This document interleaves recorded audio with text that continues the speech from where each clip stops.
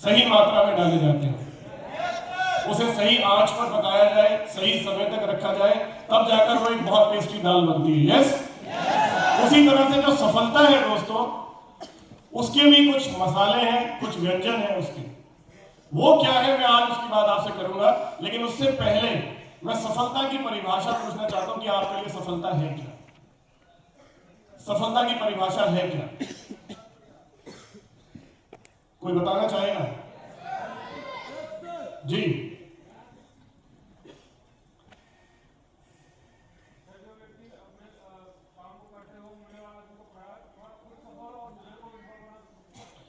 आपने कहा जो व्यक्ति अपने काम को करते हुए अपने लक्ष्य को हासिल कर ले और अपने साथ वाले को भी सफल बनाए, वो सफलता है। बहुत खूब। क्या नाम है आपका? जोर से। तिवारी जी के लिए तालियां होनी चाहिए जोरदार। Thank you. दो बातें हैं दोस्तों। पहली बात, सफलता की परिभाषा हर एक के लिए अलग अलग है, लेकिन इन सब में एक बात कॉमन है, जो सफलता है वो एक यात्रा है। जी सर। सफलता कोई मंजिल नहीं है। जैसे मान लीजिए, हो सकता है आज आपके लिए सफलता एक बाइक लेना हो। जब बाइक मिल जाएगी तो क्या सफलता खत्म? उसके बाद क्या? फिर शायद कार। जब कार मिल गई उसके बाद क्या? घर। उसके बाद हवाई यात्रा। तो ये लगातार चलने वाली एक यात्रा है जिसे हम सफलता कहते हैं। यस और नो? तो सफलता के लिए जो सही मसाले चाहिए, जैसे दाल में स्वादिष्ट बनाने के लिए सही मसाले होने चाहिए, तो सफलता के मसाले क्या है, आइए वो जानते हैं। तो मैं चाहूंगा जो स्लाइड है वो आगे बढ़ाई जाए। सफलता के जो 7 स हैं दोस्तों, वो मैं आज आपके साथ शेयर करने जा रहा हूं। ये आपके सामने स्क्रीन पर आ रहे हैं। नंबर 1, सबसे पहला है संगत। उसके बाद अगला स समर्पण। तीसरा सा सकारात्मक नजरिया। चौथा सा सीखना लगातार। पांचवा सा समय का सदुपयोग। नंबर 6 संयम। और नंबर 7 संपर्क यानी कनेक्टिविटी। अगर आप इन 7 स को ग्लेज में अपने साथ लेकर चलते हैं दोस्तों, तो आपको सफलता निश्चित मिलेगी, 100% मिलेगी। Thank you. आज इन 7 स को मैं आपके साथ थोड़ा डिटेल में शेयर करूंगा, और हर स के साथ किसी ना किसी की शेयरिंग होगी, जो अपना एक्सपीरियंस शेयर करेंगे। तो आगे बढ़े। चलिए सबसे पहले बात करते हैं जिस स की दोस्तों, उसका नाम है संगत। संगत यानी कि आप किसके साथ रहते हैं।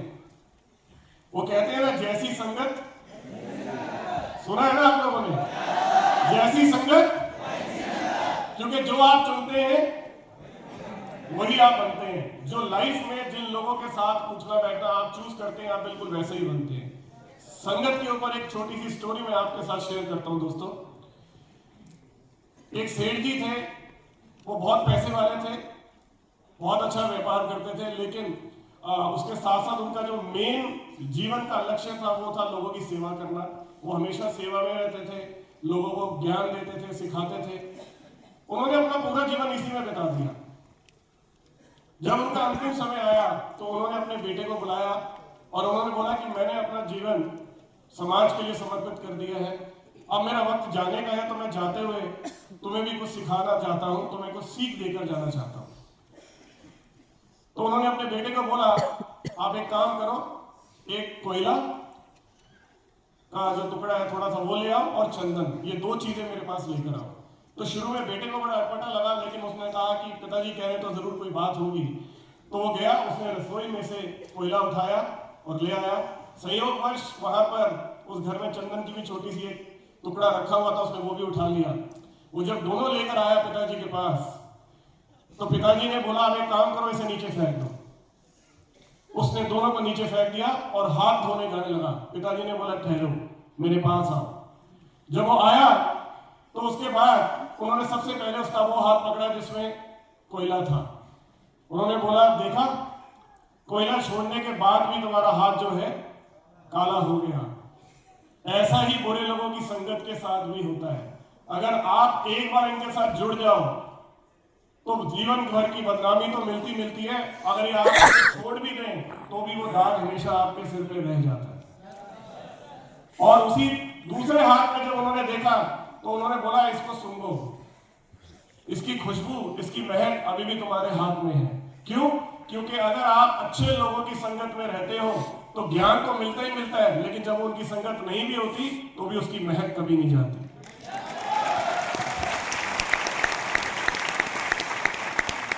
तो जीवन में आप किन लोगों की संगत में है, ये आपकी कामयाबी, आपकी सफलता तय करती है दोस्तों।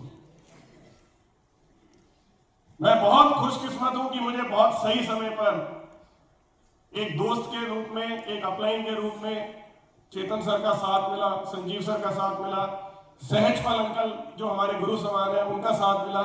ऐसे लोगों के ज्ञान की वजह से दोस्तों मैं जीवन में यहां पहुंच पाया, नहीं तो पता नहीं आज मैं कहां होता। I am blessed. और मुझे लगता है हम सब भी बहुत खुशकिस्मत है दोस्तों, क्योंकि हम गैलवे में हैं। क्योंकि गैलवे सिर्फ पैसा कमाना नहीं सिखाती, गैलवे जीने का अंदाज सिखाती है दोस्तों। Yes sir. गैलवे में जो ट्रेनिंग और एजुकेशन है, मैं छाती ठोक कर कहता हूं, आपको वादा करता हूं, दावा करता हूं इस बात का कि आप पूरी दुनिया घुमाइए, किसी भी डायरेक्ट सेलिंग के अंदर इतनी कमाल की ट्रेनिंग और एजुकेशन नहीं होगी जो आपको एक बेहतर इंसान बनना सिखाए, जो ग्लेस के अंदर है दोस्तों। आप संगत का असर देख सकते हैं। थोड़े टाइम के लिए हॉस्पिटल जाके बैठना शुरू कर दीजिए रोज, आपको कुछ वक्त के बाद लगेगा मेरी भी तबीयत खराब हो रही है। आप दारू नहीं पीते, आप एक महीना रोज जाकर बाहर में बैठना शुरू कर दीजिए अपने दोस्तों के साथ। एक महीने बाद आपको भी लगेगा एक बार उठा के तो देख लूं, ये लोग इतनी मस्ती करते हैं, कुछ तो खास बात होगी। कुछ लोगों को अपनी याद आ रही है। हमारे सर जी आ गए, हमारे बात कोई बात नहीं। ये और यही अगर आप किसी धर्म गुरु के साथ जुड़े हुए हैं, किसी संस्था के साथ जुड़े हुए हैं, जब आप उस शरण में जाते हैं तो उस पल आपको ऐसा लगता है यार जीवन यही है। जब किसी की मृत्यु होती है और हम उन्हें शमशान भूमि लेके जाते हैं, जितने भी लोग वहां खड़े होते हैं ना, उस समय सबको यही लग रहा होता है यार जीवन यही है, कुछ गलत नहीं करना क्योंकि सब कुछ यहीं आके खत्म हो जाना। ऐसा होता है या नहीं होता? उस पर बड़े अच्छे विचार होते हैं, भोले बाबा नजर आ रहे होते हैं, उस पर लगता है हम सब अच्छा करेंगे। आधे घंटे बाद मेरी पेमेंट क्या है, तू आ रहा है, मैं आऊं, और हम फिर अपनी हरकतों में लग जाते हैं। ऐसा होता है या नहीं होता? लेकिन जितनी देर तक हम शमशान भूमि में होते हैं वहां विचार अलग होते हैं। यस और नो? तो सही लोगों के विचारों में रहना बहुत जरूरी है। यस, इसलिए मैं कहता हूं अगर जीवन को बचाना है तो कोविड के लिए क्या जरूरी है? मास्क लगाना। उसी तरह से अगर अपने सपनों को बचाना है दोस्तों तो नेगेटिव लोगों से बच के रहिए। ये आपको पता भी नहीं लगेगा आपसे आपके सपनों को कब छीन के ले गए। आप सोच भी नहीं सकते ये कितने खतरनाक है। अगर आप 1 घंटा किसी नेगेटिव व्यक्ति के साथ बैठ गए तो उसके बाद आपको 12 घंटे का समय चाहिए न्यूट्रल होने के लिए, क्योंकि नेगेटिविटी पॉजिटिविटी से 33.33% फास्टर ट्रेवल करती है दोस्तों। तो आप हमेशा उस संगत में रहे उन लोगों की जो खुद सफल है। अगर डॉक्टर बनना है तो किसकी संगत में जाना चाहिए? अगर सफल होना है तो इन लोगों की पहचान कैसे करेंगे जो नेगेटिव होते हैं? जब भी कोई समस्या आएगी ना, ये समस्या फैलाव केंद्र बन जाते हैं, जबकि आपको हमेशा समस्या का निवारण करना चाहिए। और इसका एक ही तरीका है, वहां बात करिए जहां समाधान हो सकता है। अब जैसे मान लीजिए मेरे घर के बाहर एक नाली टूटी हुई है और मैं उसके पर्चे बांटना शुरू कर दूं, नाली टूट गई, नाली टूट गई, नाली टूट गई, क्या नाली ठीक हो जाएगी? बजाय उसके मुझे क्या करना चाहिए? मुझे सरकारी ऑफिस जाना चाहिए, वहां जाकर शिकायत करनी चाहिए, क्योंकि उसका समाधान वहीं मिलेगा। यस और नो? अगर किसी को कोई परेशानी है, कोई समस्या है, कोई सुझाव है, सही जगह पर बात करें, फैलाने से कुछ नहीं होगा। राइट? तो इसलिए हमें समस्या निवारण केंद्र बनना है या समस्या फैलाव केंद्र? अब ये कुछ लोग आप देख पा रहे हैं अगर यहाँ पर स्क्रीन पर, मैं चाहूंगा ये उनके कोड से आप इनका जानते होंगे इनको। सबसे पहले कौन है? रतन टाटा साहब। वो कहते हैं वैसे तो लोहे को कोई नष्ट नहीं कर सकता, लेकिन हमेशा साथ रहने वाली जंग ही लोहे को समाप्त कर देती है। इसलिए हमेशा सही संगत चुने। राइट, उनके साथ में मुकेश अंबानी साहब हैं, वो कहते हैं संगत का सफलता में बहुत बड़ा रोल है। अडानी जी हैं, ये कहते हैं यदि आप सफल होना चाहते हैं तो खुद को सफल लोगों के बीच में रखें। यस, तो संगत बहुत महत्वपूर्ण है दोस्तों। ज्यादातर लोग हमारे देश में जब अपने बच्चों की शादी करते हैं तो वो दो चीजें देखते हैं, घर परिवार कैसा है और कामकाज कैसा है, ऐसा ही है। जबकि सबसे इंपॉर्टेंट पार्ट ये देखना चाहिए कि जिसके साथ आप शादी करने जा रहे हैं एक बार उसके दोस्तों को मिल लीजिए, आपको समझ में आ जाएगा वो लड़का या लड़की कैसे है। वो पार्ट मिसिंग है, वो होना बहुत जरूरी है, क्योंकि जैसी संगत होगी वैसा ही वो इंसान होगा। ये सुन रहा हूं, तो इसलिए अपने दोस्त बहुत सोच समझ के चुनिए, क्योंकि दोस्तों आप कोयला चाहिए आपको या आपको चंदन चाहिए, ये फैसला आपका होगा। और जब सही संगत की बात आती है तो मैं यहां पर इनवाइट करना चाहूंगा, आज उनका जन्मदिन भी है, हमारे बहुत प्यारे मुद्रिका गोप जी, मैं चाहूंगा एक बार जोरदार तालियों के साथ उनको यहाँ पर बुलाया जाए। और आप सभी लोगों को सबसे पहले आज की 19वीं वर्षगांठ हमारी कंपनी की, हम सब की कंपनी की, हमारे तरफ से, हमारे जितने लोग नहीं आ पाए उनकी तरफ से, जो लोग आए उनकी तरफ से, प्लस हमारे जितने सीनियर अपलाइन हैं and sir ji, sir Chetan sir, Sanjeev sir, सब की तरफ से आप सभी लोगों को, और जो आए हैं जो नहीं आए हैं उन सबको भी बहुत बहुत बधाई आज की 19वीं वर्षगांठ। आज एक त्यौहार के रूप में आज हम सब लोग का 19वीं वर्षगांठ मना रहे, बहुत अच्छा लग रहा है इस तरह से आज वर्षगांठ मनाते हुए। काफ़ी समय हुआ, एक सपना था कि हम फिर से एनिवर्सरी करेंगे, बड़ा प्रोग्राम्स करेंगे, बड़ा कुछ करेंगे। हम सब लोगों की मेहनत और हम सब लोगों का लगन, हम सब लोगों का, कोई भी बात हो, कोई परिस्थिति हो, ये आपको मुस्कुराते हुए मिलेंगे। दूसरी बात, इनकी दूसरी क्वालिटी, एक अक्षर है जिसे हम कहते हैं श। श से शिकायत भी निकलती है और श से शुक्रिया भी निकलता है। तो ये वो लोग हैं जो हमेशा ग्रेटिट्यूड में रहते हैं, जिनका एटीट्यूड ऑफ ग्रेटिट्यूड रहता है, जो हर बात में, हर जगह पर हमेशा ये देखते हैं कि मैं जिंदा हूं तो सब कुछ हो सकता है, ईश्वर का बहुत बहुत धन्यवाद। तो ये हमेशा ग्रेटिट्यूड में रहते हैं। ये सब लोग, तीसरा, इनकी सबसे बड़ी निशानी होती है अपने आप से आगे अपनी टीम को रखते हैं, अपने आप से आगे और लोगों की प्रमोशंस को रखते हैं, अपने आप को पीछे रखते हैं। और यही एक सच्चे लीडर की भी निशानी होती है। ये कहते हैं मैं बनूं या नहीं बनूं, मेरी डाउनलाइन बननी चाहिए, मेरी प्रमोशन हो या ना हो, मेरी टीम की होनी चाहिए। यस और नो? Yes sir. राइट, तो ऐसी बहुत सारी क्वालिटीज है। ऐसे लोग ढूंढे जो हमेशा मुस्कुराए, जो हमेशा पॉजिटिव रहे। तो जो दूसरा सा है वो है समर्पण। चाहे आपको सफलता चाहिए हो या ईश्वर, बिना समर्पण के प्राप्त नहीं हो सकता। जितने भी लोगों ने आज तक ईश्वर को भी पाया, चाहे वो मीरा हो, हेलो, यस सर, चाहे कोई भी उदाहरण इतिहास का उठा के देख लीजिए, ये वो थे जिन्होंने अपने आप को समर्पित कर दिया। अगर मैं बात करूं राम की, समर्पण का उनसे बड़ा उदाहरण देखने को नहीं मिल सकता दोस्तों। किस किस के प्रति समर्पित थे वो? पिता के प्रति समर्पण। कल सुबह उन्हें राज सिंहासन मिलने वाला है, आज उन्हें बोला जाता है कि आपको वन में जाना है। हाँ सर, बोलिए। कोई शिकन नहीं, इसे समर्पण कहते हैं। अगर समर्पण सीखना है तो भरत से सीखिए, जो उनके भाई थे। उन्हें राज मिला, उन्होंने राम की खड़ाऊ को वहां पर रखा और उस जगह पर रखकर उनकी पूजा की, और जीवन में कभी भी उस गद्दी पे नहीं बैठे, अपने भाई को बिठाया। हनुमान जी, समर्पण, कितना कितना ज्यादा समर्पण था राम के प्रति। हेलो, गुरु नानक देव जी, तेरा ही तेरा तोल के चले गए दोस्तों। आप जितने भी लोगों को देखेंगे, इनको इन सब में एक बात कॉमन थी, ये सबके सब समर्पित थे। ये सब नो? तो आप जीवन में अगर सफलता प्राप्त करना चाहते हैं तो किसी ना किसी के प्रति आपको समर्पित होना पड़ेगा, क्योंकि इसी के साथ मेरा तीसरा साथ जुड़ा हुआ है। लेकिन उससे पहले अगर मैं समर्पण की बात करूं तो मैं यहाँ पर जितने भी हमारे ग्लोबल डायमंड्स हैं, एक बार चाहूंगा उन सबको स्टेज पर आ जाए दौड़ते हुए। और उसके बाद मैं चाहूंगा जनार्दन प्रसाद गुप्ता जी हमारे बीच में हमसे बात करें। जोरदार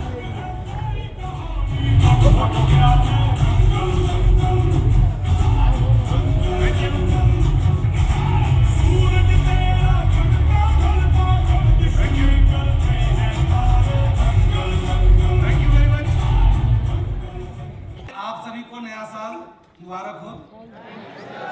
और इस साल में जो 2023 है, जितना भी हम लोग हॉल में बैठे हैं, सब लोग हम लोग इतना मेहनत करें कि हर आदमी ग्लोबल डायमंड जरूर बने। ये मेरा भगवान से प्रार्थना रहेगा। तो समर्पण आज तक नहीं मांगने गए हैं, उस दिन से आज तक। और हकीकत में दोस्त, वो सर ने जो बोला था कि 12 लाख की जगह पे आप 12 करोड़ कमाने के लिए चाहते हैं, दोस्त हमको लगता है उससे ज्यादा सब चीज आज मेरे पास है।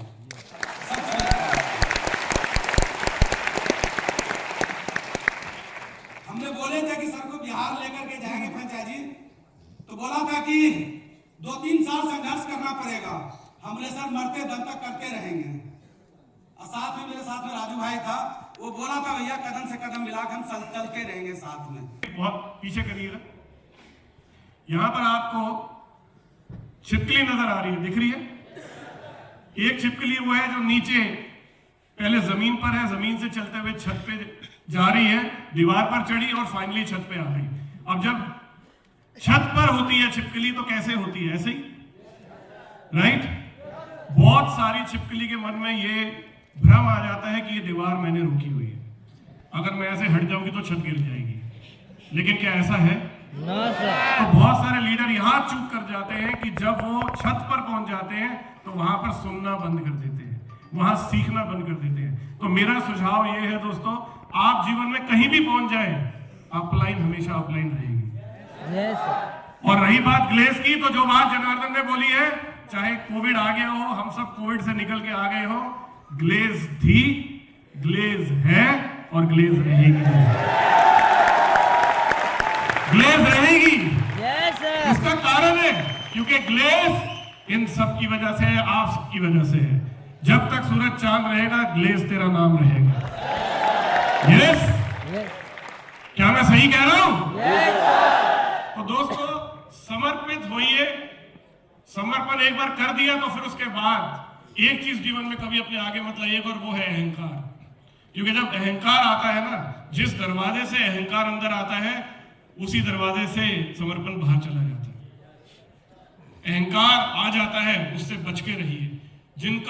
जिनसे आपने सीखा, जिनकी उंगली पकड़कर आप आगे बढ़े, जिस पर आप कहीं पहुंच गए, अगर आपने सुनना बंद कर दिया, सीखना बंद कर दिया, समझ लीजिए वहां से पतन शुरू हो जाएगा। क्योंकि बाप हमेशा बाप ही होता है। यस? तो इस बात को कभी भी भूलिएगा मत। क्लियर है दोस्तों? Yes sir. आगे चलते हैं। नेक्स्ट, फाइनली यहां पर एक बात लिखी है, पावे वही जो करे समर्पण, मिट्टी में भी सोना उपजे अगर साफ हो मन का दर्पण। राइट? आगे बढ़ते हैं। जो अगला स है इसके बाद, सीखना। बिना समर्पण के क्या सीखा जा सकता है? आप सीख किससे सकते हैं? गुरु से। और गुरु के प्रति समर्पित होना बहुत जरूरी है। यस और नो? तो इसलिए दोस्तों, इस बिजनेस को अगर आपने करना, जैसे भी थोड़ी देर पहले कोई कह रहा था कि जब आप, गोप जी कह रहे थे कि जब आप साइकिल नहीं जानते चलाना तो आपको डर लगता है, लेकिन जब आप सीख जाते हैं तो आपका डर भाग जाता है, डर खत्म हो जाता है। राइट? उसी तरह से दोस्तों, जो इंपॉर्टेंस सीखने की है इस बिजनेस में, वो बहुत ज्यादा है। दुनिया का कोई भी काम सीख के किया जा सकता है। डॉक्टर सीख के बन सकते हैं, engineer, hello, yes sir. Cricketer, तो क्या डायरेक्ट सेलर नहीं बन सकते सीख के? अगर सीखकर हवाई जहाज उड़ाया जा सकता है, तो सीखकर आप ग्लोबल डायमंड क्यों नहीं बन सकते? उसके लिए अपने कान खुले रखिए, हमेशा सीखने के लिए तैयार रहिए। आपको एक ही ट्रेनिंग को अगर 10 बार करना है, करिए। जब मैं शुरू में ट्रेनिंग करने आया था तो मुझे बार बार चेतन सर कहते थे इसमें बैठ जा, तो मैं कहता था सर सब कुछ आता तो है, तो है तो मेरी अपलाइन। उन्होंने बोला अगर तुझे सब कुछ आता तो एक काम कर, अब मत बैठ। तो मैं बड़ा खुश हो गया, कहते चल अब तो लेना शुरू कर दे, अब आज से तू ट्रेनिंग लेगा। मैंने कहा नहीं ट्रेनिंग तो नहीं ले सकता। उन्होंने बोला क्यों? मैं कहा पूरी नहीं आती। कहते फिर बैठ जा। तो ये अपलाइन होती है। कहते या तो सुन ले या फिर बोल ले, और जब तक बोल नहीं रहा तब तक सुनता रहे, और जैसे लगे बोलूंगा उस दिन उधर से इधर आ जा, तब तक अटेंड करना है। तो सीखने की जो कला है वो ये कहती है कि आपको सिखाने के लिए सीखना है। किसके लिए सीखना है? सिखाने के लिए। सिखाने के लिए। आप जब भी कुछ सीखें तो ये सोचे मुझे अपनी डाउनलाइन को सिखाना है। यस? Yes sir. साइड से जाते रहिए। सीखने के ऊपर अगर मैं बात करूं तो जो सबसे बड़ा उदाहरण इस बिजनेस में मुझे लगता है वो हमारे बीच में यहाँ पर मौजूद है। उन्हें मैं बुलाना चाहूंगा, मिस्टर राजेश कुमार पासवान। आइए एक बार हम उनको सुनते हैं कि इस बिजनेस में ट्रेनिंग की क्या इंपॉर्टेंस है और क्यों इस बिजनेस को सीख के करना चाहिए। जोरदार तालियां राजेश पासवान जी के लिए। करत करत अभ्यास के जनमत होत सुजान, रसरी आवत जाते सिल पर परत किसान। क्या बात है, बहुत बहुत बढ़िया, बहुत बढ़िया। कहते हैं कि अगर मैं रोज लोगों को मारूंगा और उसकी एक उंगली काट कर गले का हार बनाऊंगा मैं, तो इस भय से लोग जाते भी नहीं थे। लेकिन गौतम बुद्ध तो बुद्ध थे, वो चले गए। तो जंगल से एक आवाज आई, ठहरो। तो वो रुका नहीं, चलते रहा। फिर आवाज आई, ठहरो। रुका नहीं, फिर चलते रहा। फिर उसके बाद एक और आवाज आई जोर से, ठहरो। तो गौतम बुद्ध बोलता है, मैं तो ठहर गया हूं, तुम कब ठहरोगे? सुन रहे हैं? Yes sir. तो उंगली मार डाकू गौतम बुद्ध से कहता है, तुझे डर नहीं लग रहा? तो उसने बोला, मुझे मालूम है तुम क्या करने वाले हो मेरे साथ, लेकिन मेरा एक छोटा सा काम कर दो। तो वो पूछा कि बताओ। बोला, एक पत्ता मुझे तोड़ के दो डाल से। तो पत्ता की बात थी, उसने डाल ही तोड़ के दे दिया। डाकू तो डाकू था। तो बोला, जहां से तोड़े हो ना वहीं पे जोड़ दो। बोला, ये कैसे हो सकता? तो बोला, ये अधिकार किसने दिया है तुझे? जिस व्यक्ति को तुम जिंदा नहीं कर सकते उसको मारते क्यों? इस बात पे उंगली मार डाकू उसके चरणों में गिर जाता है और आगे चल के वही उंगली मार डाकू सर वाल्मीकि बनता है। तो ज्ञान में एक ऐसी पावर है कि बहुत कुछ कर सकता है। और हमारे पास ज्ञान का भंडार चेतन सर है। चेतन सर हम लोगों के लिए इतना बेस्ट ट्रेनिंग लेकर आते हैं। अगर हम लोग उसको सच्चे मन से ग्रहण करेंगे तो सक्सेस तो एक दिन हमारी कदम चूमेगी। Thank you very much sir. चौथा सकारात्मक नजरिया। आप जीवन में कुछ भी कर लीजिए। वैसे तो ये इमेज, ये फोटो जो आप देख रहे हैं अपने आप में संपूर्ण है। ग्लास में आधा खाली है पानी या आधा भरा हुआ है? आपको क्या लगता है? जिसको प्यास लगी है उसके लिए अभी भी आधा पानी है, और जिसकी प्यास नहीं है उसके लिए तो ये आधा खाली है। तो अगर जीवन में आपके मन में आगे बढ़ने की तमन्ना है, सफल होना चाहते हैं, तो हमेशा वही देखिए जो आपको सफलता की ओर लेके जाए, और वो है सकारात्मक नजरिया। यस, वो कहानी सुनी है ना अकबर बीरबल की सबने? पक्का? उंगली काटने वाली है ना? तो जीवन में जो कुछ होता है, आप अगर सकारात्मक नजरिया नहीं रखते दोस्तों, तो आप कभी किसी से सीख भी नहीं सकते, क्योंकि आपको हर चीज में नेगेटिविटी नजर आएगी। अगर ईश्वर कभी आपसे कुछ लेता है ना, तो वो आपका हाथ खाली कर रहा है कुछ और बड़ा देने के लिए। तो आपको हर चीज में हमेशा सकारात्मक रहना चाहिए। या तो आप कमाएंगे, ध्यान से सुनिएगा, या तो आप कमाएंगे या आप सीखेंगे, नुकसान नहीं हो सकता। Yes sir. मुझे इस बिजनेस में ईडी लेवल से एसडी लेवल पर जाने में 26 महीने का समय लगा था दोस्तों। कितना? 26 महीना। यहाँ मैं उस दिन बैठा हुआ था उनके साथ, सनमोल है यहाँ। ये सीडी से जीडीडी बन गए थे 26 महीनों में। सनमोल,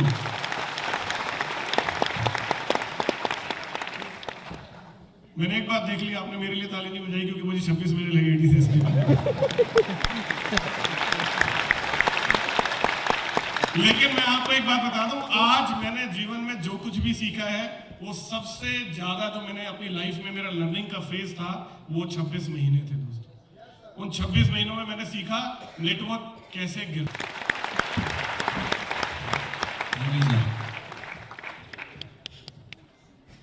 पॉजिटिव सोच,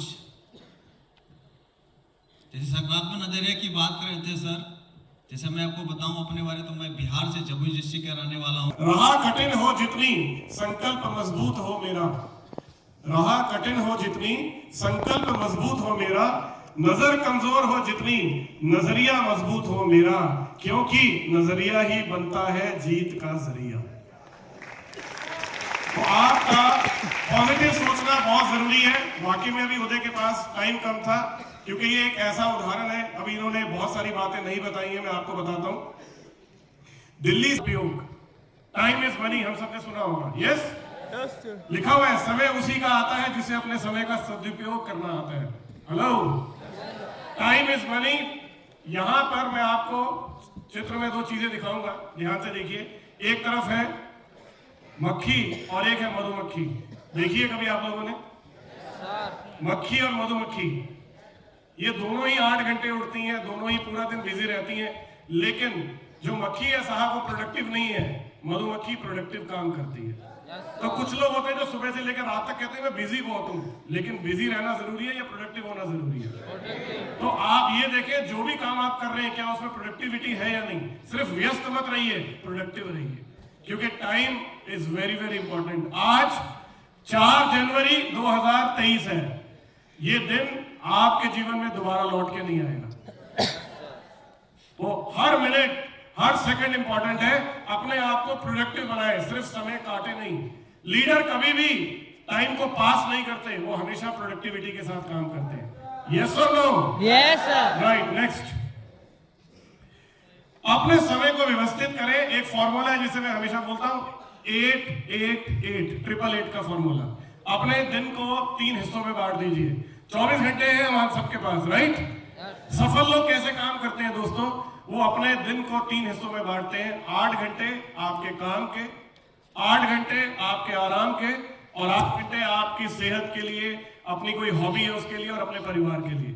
अक्सर मैं लोगों को सुनता हूं ये कहते हुए कि क्या करूं, मेरे पास टाइम ही नहीं है। उनको बोलता हूं एक्सरसाइज क्यों नहीं करते? टाइम नहीं है।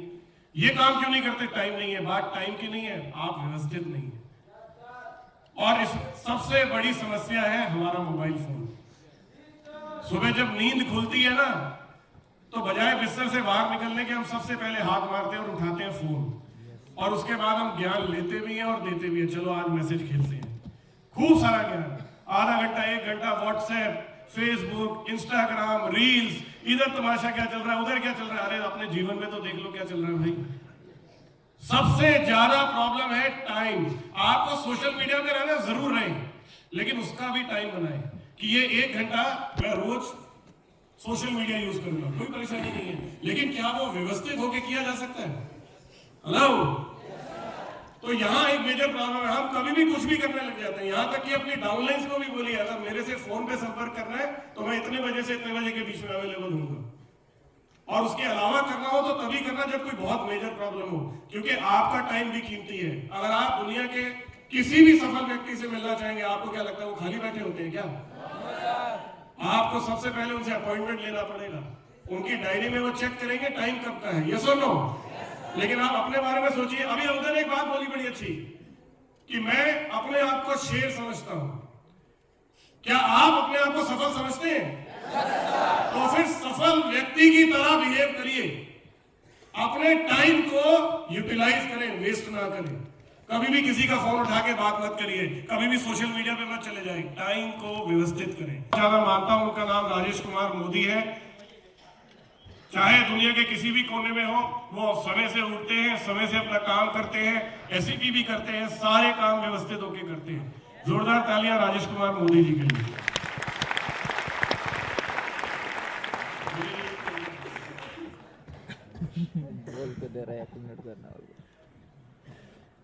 हर साल आता है, हर साल जाता है।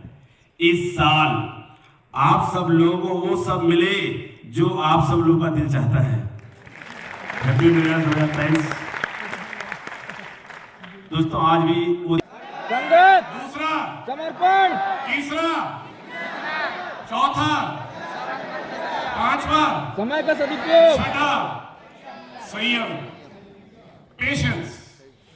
इस काम को जब आप कर रहे हैं, ये कोई लॉटरी नहीं है, कोई स्कीम नहीं है, ये एक प्रॉपर बिजनेस है। और दुनिया के कोई भी बिजनेस में आप करते हैं तो मिनिमम 3 साल से 5 साल का समय चाहिए उसमें आपको एक ब्रांड बनाने में, अपने आप को खड़ा करने में। यस और नो? लेकिन होता यह है कि जब हमारे यहाँ कोई नया व्यक्ति आता है तो ये अपलाइन ही गलती करती है कि उसे बोलती है तू चिंता मत कर, ये देख इनका चेक कितने का है, इनका चेक है 3 लाख का, इनका 10 लाख का, इनका 20 लाख का, तेरा भी 6 महीने में आ जाएगा। लेकिन ऐसा नहीं है, एक समय लगता है किसी चीज को बिल्ड होने में। यस और नो? तो टाइम जो है दोस्तों, इस बिजनेस में जो भी आपके साथ आते हैं उन्हें बोलिए मिनिमम 3 साल आपको इस बिजनेस को देने हैं। कितने साल? 3 साल इस बिजनेस को बिल्ड करना है, राइट? नेक्स्ट,